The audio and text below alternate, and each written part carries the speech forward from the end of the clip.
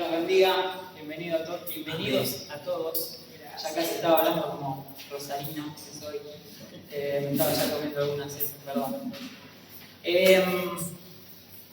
Bueno, estamos acá y qué lindo es que estamos juntos y el Señor está.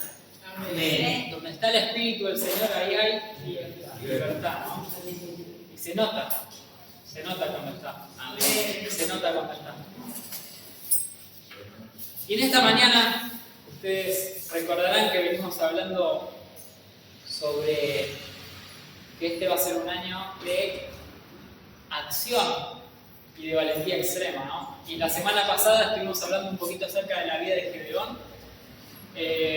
Leímos mucha Biblia. Para el que quería leer Biblia, leyó Biblia para toda la semana. Algunos dijeron, ya está, ya con lo que leímos hoy en la iglesia ya está, el martes, miércoles, jueves no leo la Biblia, ¿no? Algunos hicieron como, tampoco para tanto, pero fue mucha Biblia. Hoy les prometo que va a ser un poquito menos de lectura, pero si quieren después lo pueden leer en sus casas, ¿sí? Estaba pensando un poquito en una persona que conocí hace como, no sé si fue 3 años. Estábamos evangelizando acá en la zona, en Banfield, y estábamos ya en la estación de Banfield hablando del Señor, y una de las personas con las cuales me pongo a hablar era una persona que tenía un tatuaje en el pecho de River. Y le empiezo a decir, mirá, Dios te ama, que esto, que lo otro, le digo. Empecé a hablar del Señor. Y me dijo, ¿sabes qué? Yo era de la barra brava de River, me dice. Y a veces se pone picante, me decía como que las cosas que pasan. Me dice, pero te digo la verdad, para ser cristiano hay que ser muy valiente. Para ser cristiano, para creer en Jesús y compartirlo con otros, hay que tener aguante. Y eso yo creo que es algo que es muy real para cada uno de nosotros. Muchos dicen creer en Dios, pero muy pocos le creen a Dios. Y el gran desafío que tenemos es no solamente decir que creemos en Dios, sino creerle a Dios, compartirlo con otros y dar pasos de fe. Y seguimos hablando un poquito acerca de Gedeón, ¿no? Vamos a seguir con la segunda parte de lo que vivió este hombre de fe, este hombre valiente. Recordemos que estaba en una generación donde ya no había visto los milagros de Dios, no había experimentado esas cosas gloriosas que el Señor había hecho con sus antepasados, y de repente, en un momento en el cual estaban siendo asediados por el enemigo venía y les robaba, les sacaba sus cosechas, les sacaba todo, Dios lo visita y le dice, hombre esforzado y valiente, y lo llama para libertar al pueblo. Un hombre como cualquiera de nosotros, lleno de inseguridades, lleno por ahí de miedos, lleno de, no sé, seguramente ansiedades, ¿no? Pero se animó a ser de esos que no solamente creen en Dios, sino aquellas personas que le creen a Dios. Y hoy vamos a seguir hablando acerca de esto. En el versículo 32, después de que Gedeón, no sé si recuerdan, Gedeón, Dios le dice, andá y destruí el ídolo de tu padre, andá y destruílo y haz un altar. ¿Se acuerdan? Que hablamos un poquito sobre eso. Bueno, Gedeón va de noche, con 10 personas lo destruyen, y al día siguiente todos lo querían matar, ¿no? Finalmente no lo mataron porque alguien se paró y dijo, si Baal es Dios, que Baal se encargue de matarlo directamente, ¿no? Porque ¿por qué lo vamos a matar nosotros si el daño se lo hizo Baal, ¿no? Entonces, ahí digamos que este hombre zafó de que lo maten. Le pasó cerquita la muerte, pero no lo tocó. Dice el versículo 32 que a partir de entonces a Gedeón lo llamaron Jerobbaal, que significa que Baal se defiende a sí mismo, porque él destruyó el altar de Baal. Y el versículo 33, ya nos deja ver algo que nos suele pasar a nosotros muchas veces, o le pasa a la gente en general. Gedeón logró hasta el 32 creerle a Dios, hacer algo arriesgado y se ganó una fama, ¿no? O sea, como que, che, ojo, mira que aquel Gedeón no es uno más del montón, aquel es uno que, no sé, hace cosas, ¿no? Hace cosas, prende fuego altares, se ganó una fama, ¿no? Pero lo interesante es que después de que Gedeón experimentó esto de decir, le creí a Dios, hice lo que Él me mandó y no morí en el intento, instantáneamente en el versículo siguiente dice, poco tiempo después que pasó eso, dice, los ejércitos de Madián, de Amalek y del pueblo del oriente formaron una alianza contra Israel. Cruzaron el Jordán y acamparon en el valle de Jezreel. A ver, fijémonos que ya había una situación previa en la cual los madianitas todos los años iban, les robaban su comida, sus alimentos, le hacían desastre. Eran solo los madianitas. Pero cuando este hombre se atreve a creerle a Dios, las cosas se complican mucho más, ¿no? Y es algo que hemos experimentado muchos de los que estamos acá y muchos de los que no están acá. Hay gente que apenas da un paso de fe, le cree a Dios, se complica, dicen, pero yo estaba mejorando. La verdad, ahora yo le creo a Dios y mira lo que me pasa. Dan paso para atrás, abandonan su fe. ¿Han escuchado casos así? Yo he escuchado varios, pero qué bueno que los que estamos acá somos los que permanecen. Amén. Y vemos que las situaciones son muy complicadas. Mucho más complicadas. Una alianza de enemigos, ya eran un montón y ahora ya era una locura, un descontrol. Yo te quiero declarar algo sobre tu vida y sobre mi vida. Que cuando le creemos a Dios, puede que las cosas se pongan más difíciles, pero en realidad esa es la señal de que se está preparando el escenario para que veamos la gloria de Dios y el cumplimiento de sus promesas. Podemos estar viendo, che, pero mirá, antes la situación estaba así, ahora la situación está mucho más complicada. Recibir esta palabra de ánimo y de fe con todo tu corazón. No significa que sea para mal, que sea para tu destrucción. Se está preparando el escenario para que veas la gloria de Dios y el cumplimiento del propósito del Señor en tu vida.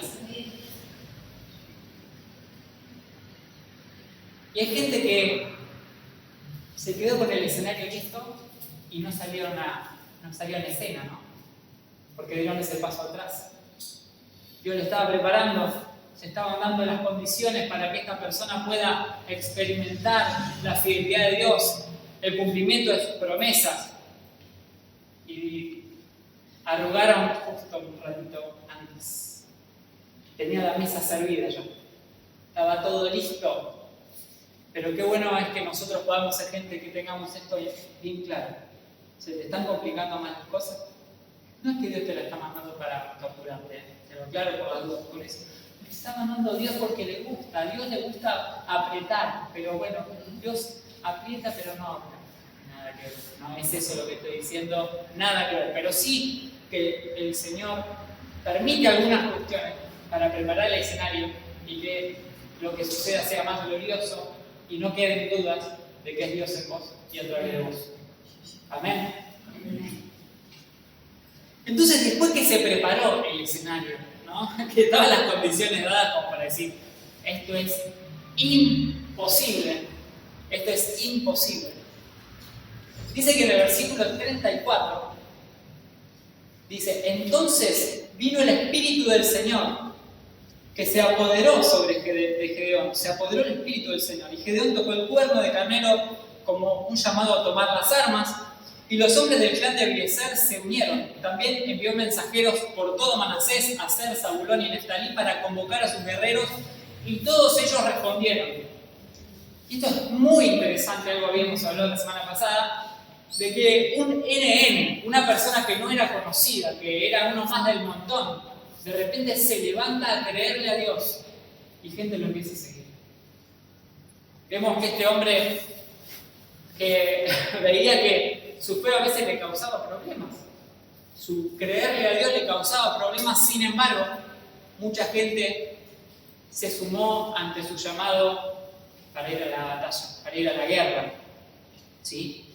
Y acá vemos, hasta este momento vemos a un Gedeón decir, ¡wow! ¡Qué valiente!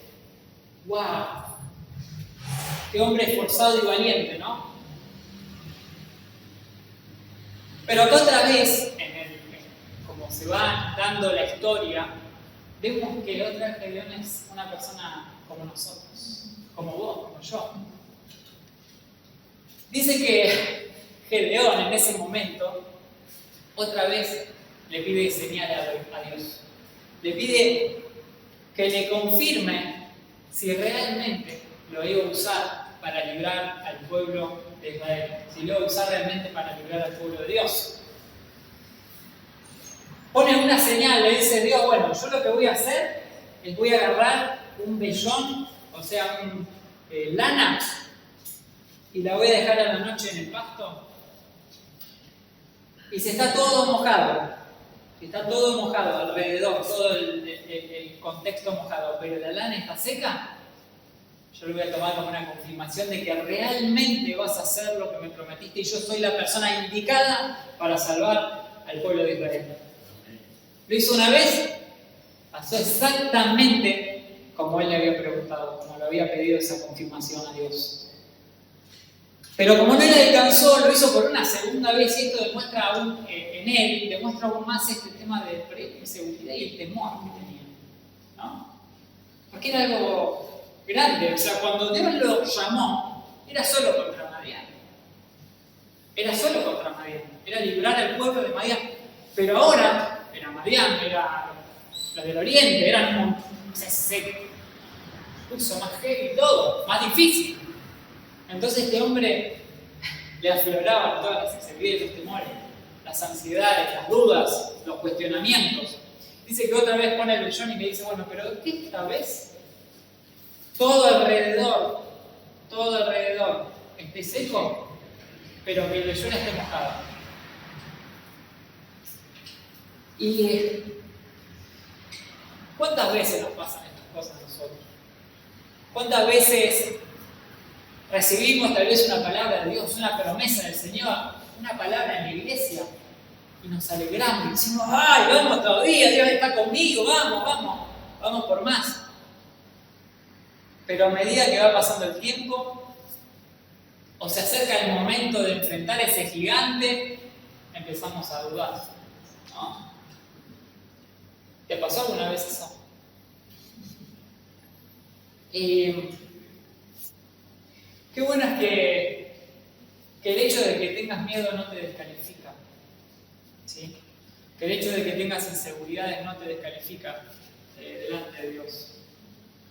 Lo importante es lo que hagas con ese miedo. Si vas a ir con miedo y todo, o si te vas a quedar paralizado o paralizada. Dios nos pide que tengamos esa valentía para lo imposible.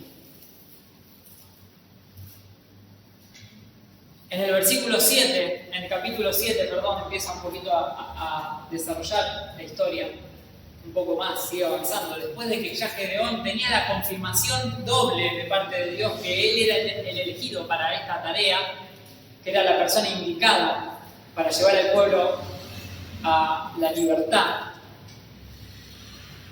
Vemos que este hombre en el versículo 1 dice, entonces Jeroboam, es decir, Gedeón, y su ejército, empieza diciendo eso, y su ejército. Qué interesante que cuando hay gente que le cree a Dios, que le crea, no que cree en Dios, como dijimos al principio, que le cree a Dios, que avanza, que va, que con miedo y todo da pasos de fe. Comienza a pasar de ser CNN, como dijimos hace un rato, para ser una persona que tiene una influencia. Porque si Gedeón llegó a tener su ejército siendo nadie, sin recurrir a un poder político o a un cargo, evidentemente esta persona tenía influencia. Influencia que Dios le había dado, que su hacer le había dado. ¿Por qué? Porque lo que nosotros hacemos o dejamos de hacer tiene un impacto en los demás, ¿o no? Entonces, nuestra vida realmente en Dios es para que seamos de influencia, seamos de bendición y también podamos impactar a quienes nos rodean. Entonces, vemos que ahí en el versículo 1 dice que se levantó con su ejército temprano, fueron hasta el manantial de Arod, y ahí nomás de donde estaban, estaba el ejército de Madián. Ahí nomás, cerquita. Entonces, cuando estaban ahí, ya nos imaginamos a un Gedeón que estaba con aliento, con fuerza, con ganas de ir, porque ya Dios le había confirmado 2 veces que era el escogido, que le iba a dar la victoria. Llega a ese lugar y Dios le dice: son mucha gente, son un montón, no quiero que sean tantos. Así le dice Dios, ¿no? Como el ejército es muy grande, y si dejo que todos ustedes peleen contra los madianitas, los de Israel se jactarán ante mí de que se salvaron con su propia fuerza. Por lo tanto, dile a mi pueblo, a todo aquel que le falte valentía o que tenga miedo, que abandone este monte y se vaya a su casa. Y dice que cuando mandó a su casa, dijo esto de mandar a su casa a aquellos que tenían falta de valentía o miedo, 22.000 personas se fueron. Mamá, se complicó, ¿eh? Se complicó. Yo imagino que Gedeón cuando Dios le dijo eso, le ha dicho: bueno, me vas a sacar más 1.000, 2.000, 5.000. Más de 5.000 no me sacan, porque no va a ser mal, no me dejan solo así. 22.000. Y no era que eran 1.000.000. Vamos a ver que después de que se van los 22.000, ¿qué le dice el Señor en el versículo 4? El versículo que sigue dice: todavía son demasiados. Yo imagino que Gedeón habrá dicho: pero ¿qué estoy escuchando? Si fuéramos nosotros, alguno de nosotros los que están viviendo eso, diríamos: fuera Satanás, fuera diablo, que está hablando. No, como que es el diablo que me está hablando, ¿no? Y era Dios que le decía: todavía son muchos, todavía son demasiados. El Señor está haciendo la difícil, ¿no? La complicada, la más, no sé, la heroica quería hacer el Señor con Gedeón, ¿no? Lo que le dijo es: vamos a hacer esto, Gedeón, dividir por 2 grupos. Los que tomen de ese agua, de agua ahí del arroyo, pero que se arrodillen para tomar, esos no van a ir con vos. Los que se acerquen la mano para tomar como un perro y que tomen así, como que levanten y tomen así, esos son los que se van a quedar con vos. Dijo: bueno, genial, ahora todos van a empezar a tomar así. No, se le fueron 10.000. O sea, se le fueron primero 22.000, después 10.000 y quedaron 300. Cuando quedaron 300, ahí yo imagino que a Gedeón se le movió todo. Dijo: ya está, el Señor nos está mandando al muere, quiere que nos muramos todos, va a salir todo mal. Ya se imaginaba Gedeón lo peor, imagino, ¿no? Pero me parece muy interesante esto, que no lo había visto en otro momento. Gedeón le pide 2 confirmaciones al Señor. ¿Y cuántas veces se lo complica el Señor? 2 veces. ¿Será casual? Yo me pregunto. ¿Será casual que el Señor después le dice: necesito un poquito más de fe? Un poquito más de fe. ¿No? Yo pienso que no es casual. Y en realidad es un poco, también alguno puede decir: pero estás especulando, ¿qué sabes? Bueno, pero también vemos en las Escrituras que en su momento Pedro negó 3 veces al Señor. ¿Y cuántas veces le dijo el Señor: me amas? ¿Cuántas veces le preguntó el Señor a Pedro eso? El Señor no hace las cosas al azar. Yo no creo que Dios haga las cosas al azar. Como dice Einstein, Dios no juega a los dados, ¿no? Como dijo él, no lo sigue diciendo, ya no lo dice más, se los aseguro. Bueno, pero qué interesante que Dios estaba movilizando a Gedeón para esa valentía y esa fe que necesitaba para alcanzar el objetivo que tenía planteado por delante. Y muchas veces el Señor nos llama a hacer cosas que van más allá de nuestra razón, más allá de toda lógica. Quizás uno dice, pero esto que me está diciendo el Señor, ya está, ya pasó, estamos en otro tiempo, ya no lo puedo hacer, ya es imposible. Quizás es como si te dijera el Señor, no sé, o si te dijeran hoy con 70 años, hacer la maratón de 42 kilómetros de Nueva York. No, 70 años tengo, ya pasó el día. Yo cuando tenía, no sé, 25, estaba como para correr 42 kilómetros, capaz me preparaba, pero ahora tengo 70, imposible. Imposible. Bueno, qué loco que muchas veces el Señor nos lleva como a vivir estas cosas, ¿no? A saber de que realmente Él supera toda nuestra razón, toda lógica, todo lo que podamos entender como sentido común. A veces el Señor nos habla y nos parece tan loco lo que nos habla el Señor. ¿No ha pasado que te habló algo del Señor y dijiste, pero qué loco esto, qué loco? Y el sentido común te diría, lo vas a hacer contigo. Lo vas a hacer con las meditaciones que vienen, porque ya vos ya está. Y la realidad es que el Señor te está diciendo, no, con vos, de vos estoy hablando, ¿no? Y yo creo que nosotros que vivimos, sobre todo en Argentina, vivimos a muchas veces un entorno difícil o un entorno mucho más desafiante a lo mejor que otras naciones. Sabemos que, por ejemplo, en cuanto al económico, cuando Dios nos mueve a hacer algunas cuestiones, o hay gente que ni siquiera siendo cristiana quiere abrir un negocio, hacer algo, avanzar, le es muy difícil, les resulta casi imposible hoy en día. Pero qué bueno es para los que no solo creemos en Dios, sino que también le creemos a Dios, el hecho de saber de que para Dios no hay imposibles, que a Dios no lo limita la inflación, no lo limita el dólar, los impuestos, nuestros ingresos actuales, ni quiénes somos, ni dónde nacimos. Si Él dio la palabra, obedecer, avanzar con fe, accionar con fe, hacerlo y prepararte para ser testigo de la gloria de Dios en tu vida. Es así. Porque uno podría decir, ay no, mi momento para hacerlo era cuando estaba Macri, capaz, no sé, no es político esto. Cuando estaba Kirchner en la época ganada. Capaz que alguno dice eso, ¿no? Dije Kirchner también como para que sientan que no. A lo que voy es que realmente, como hablábamos la semana pasada, hoy es el día de salvación. Ahora es el tiempo, no fue ayer. No fue ayer, no es que, no, la verdad ya está, pasó mi tiempo. No pasó nada.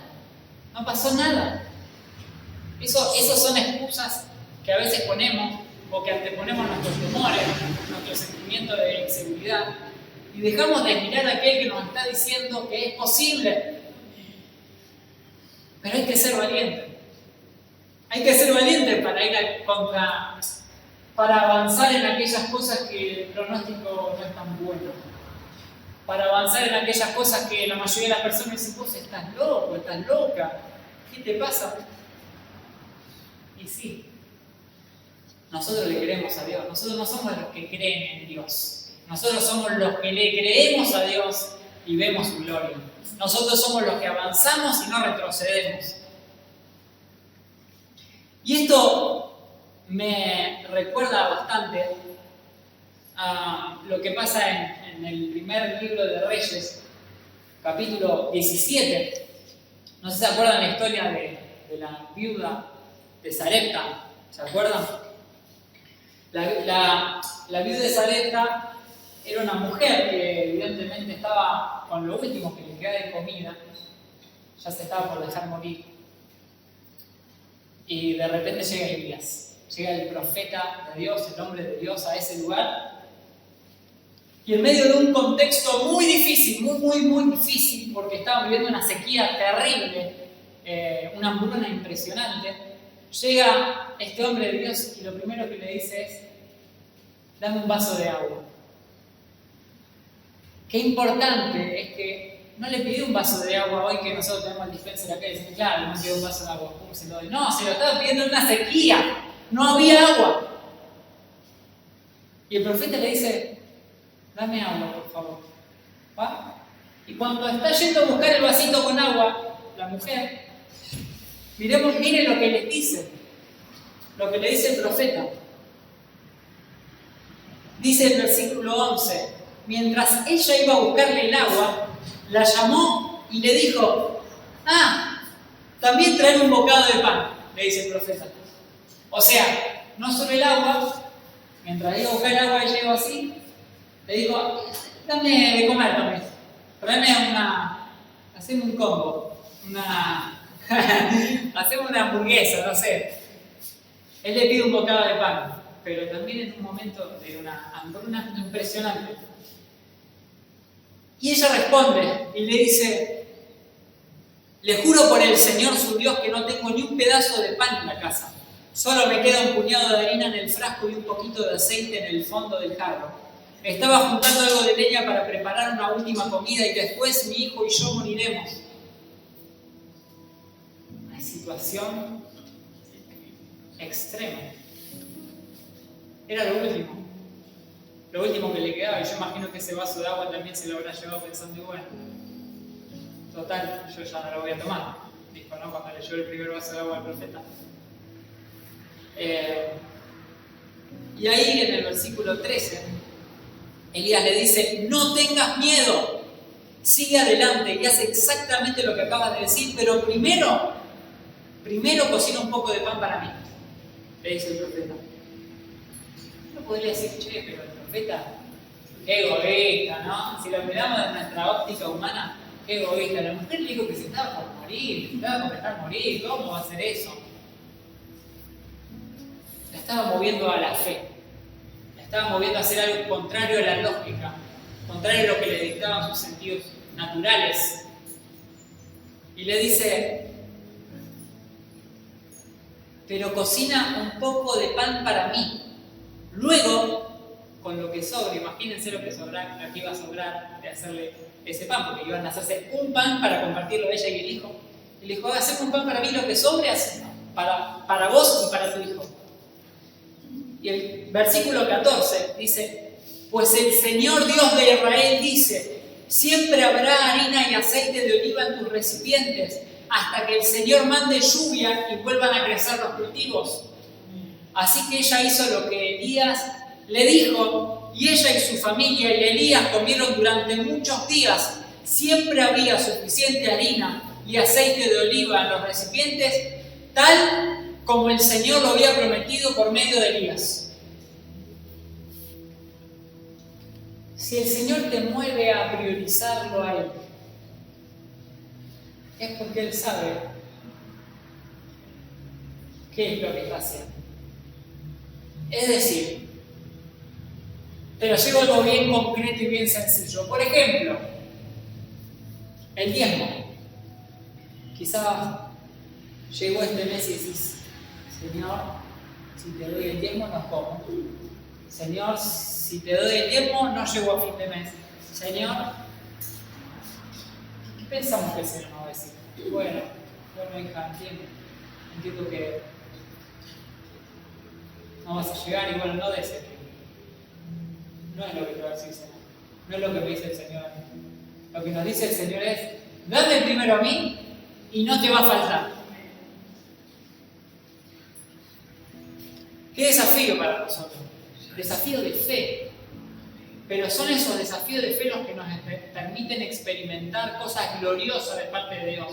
Y lo que nos permiten vivir en carne propia esas cosas que otros han contado, que otros han dicho, pero tenemos que ser esa gente que tiene una valentía para lo imposible. Valentía para lo imposible, porque lo que esta mujer vivió era imposible, ya estaba. No fue que le dijo Elías, bueno, acá te doy la llave de una fábrica de pan. No. Milagrosamente pasó que hasta que terminó la sequía nunca le faltó nada. Entonces, tu actitud de fe y no tu lamento va a ser el que active lo sobrenatural de Dios en tu vida. Es tu actitud de fe, es tu accionar por fe. Dios espera de nosotros valentía para ver lo imposible. Dios recompensa a quienes dan cuando otros se esconden. Dios recompensa a aquellos que avanzan cuando otros retroceden. Dios recompensa a aquellos que hablan cuando otros callan. Dios recompensa a aquellos que sirven cuando muchos dejan de hacerlo o no lo hacen.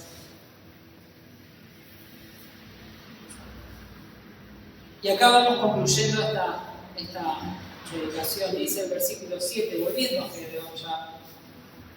Dice que después que lo dejó con 300 personas, no habíamos quedado en ese momento que Dios le sacó a un montón de personas, quedó solo con 300. Le dice en el versículo 7, con estos 300 hombres rescataré a Israel y te daré la victoria sobre los madianitas.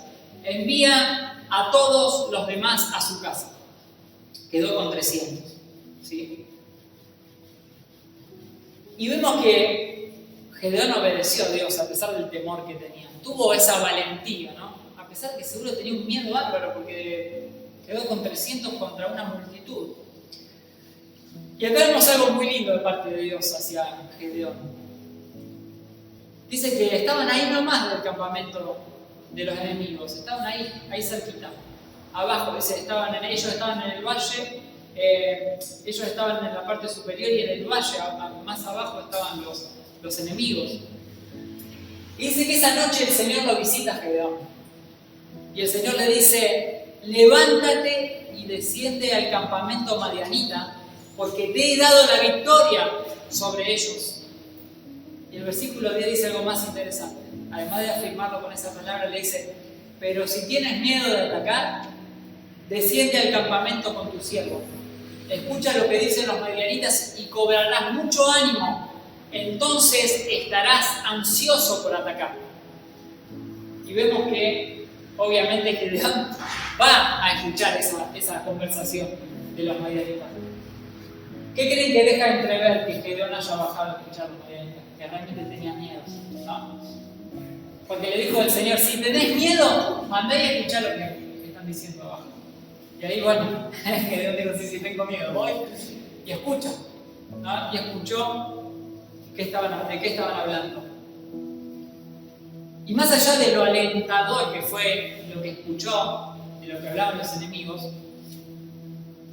me impacta esto que dice el Señor al final. Dice, entonces cobrarás mucho ánimo y entonces estarás ansioso por atacar.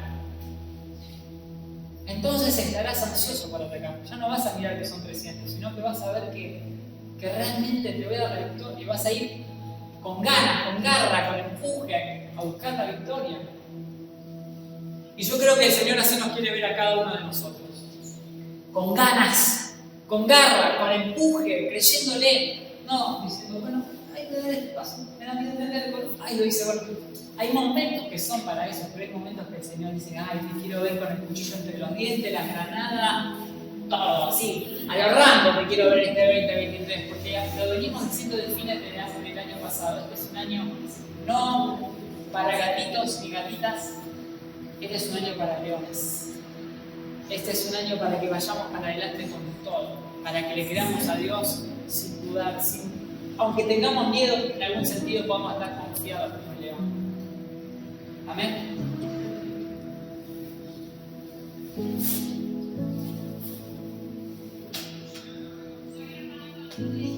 Y yo quiero aprovechar esta oportunidad para que tengamos presente que nuestro mayor referente de valentía.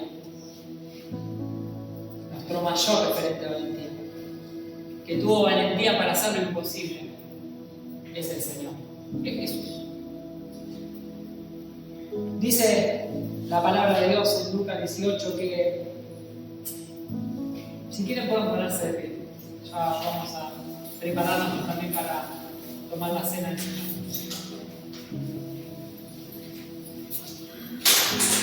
Dice que después que vino el joven rico y que el Señor le dijo, mirá, para seguirme tenés que hacer esto, el joven rico se fue. Y dice Jesús, dice el versículo 24, al ver Jesús que se había entristecido mucho, dijo, cuán difícilmente entrarán en el reino de Dios los que tienen riquezas, porque es más fácil pasar un camello por el ojo de una aguja que entrar un rico en el reino de Dios. Y todos los que oyeron esto dijeron, ¿quién pues podrá ser salvo? Él les dijo, lo que es imposible para los hombres es posible para Dios. Era imposible que nosotros seamos salvos. Era imposible. Nuestras obras y ser buena gente, ser perfecto, no nos abrían las puertas del cielo. Las puertas del cielo estaban selladas para nosotros. Era imposible para el ser humano volver a reconciliarse con Dios. Pero Jesús tuvo un acto de valentía para lo imposible. Y no creamos que a Jesús no le dio miedo, que a Jesús no le costó, que Jesús no sintió angustia, ansiedad y un montón de cosas. Sabemos que Jesús, cuando estaba en Getsemaní, él lloraba, dice que le caían gotas de sudor como si fueran gotas de sangre, ¿no? Que dice que estaba ahí pidiéndole a Dios, si puedes, pasa de mí esta copa, pero no sea en tu voluntad, no sea mi voluntad, sino la tuya. El hacer la voluntad de Dios y en la salvación que nosotros disfrutamos es porque hubo uno, el Cristo, el Hijo de Dios, que se animó a tener una valentía para lo imposible. No queremos nosotros también imitarlo a Él. No queremos ser imitadores de Cristo. El Señor no nos pide morir en la cruz. El Señor no nos pide ganar la salvación de la humanidad. Ya la ganó Él. Pero Él nos pide que seamos gente que tiene su mismo ADN. Que seamos un pueblo que tiene un espíritu de ser conquistadores, de ser más que vencedores por medio de aquel que nos amó.